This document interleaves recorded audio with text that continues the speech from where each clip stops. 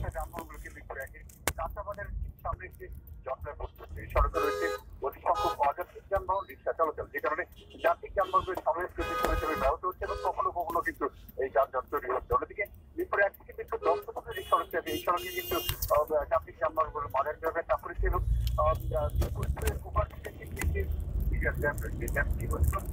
যান্ত্রিক যানবাহনগুলো মডার্ন থেকে চাপ থেকে মিরপুরে এক থেকে আসা যানবাহনগুলোকে মিরপুরে এক সামনে সময় অপেক্ষা করতে হচ্ছে। এদিকে ওভার থেকে চলমান যানবাহনগুলো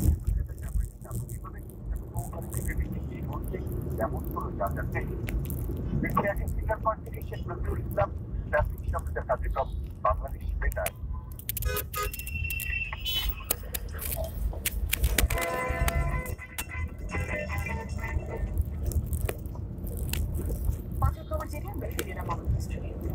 সেই সাথে রয়েছে এখানে আপনাদের অনেক অনেক লেখা চলে যাচ্ছে কমেন্টসের কাছে, ফেসবুক কমেন্টসের কাছে।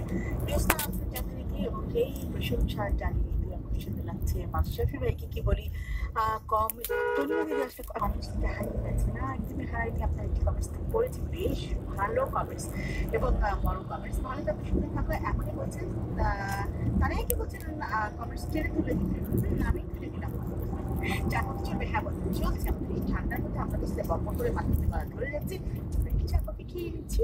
অনেকে আমি রাজদীপ বলছেন সবাইকে দারুণ লাগছে, একই কথা বলছেন।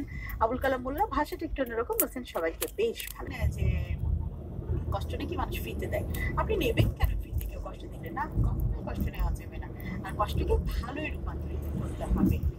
শেখ বলছেন আপনারা সবাই ভালো আছেন, এটা কি প্রশ্ন নাকি? দেখে মনে হচ্ছে আমরা ভালো আছি। হ্যাঁ বন্ধুরা, আমরা সত্যি সময় ভালো থাকি, যতক্ষণ থাকেন আপনারা আমাদের সাথে, এবং আমরা ভালো থাকতে চাই।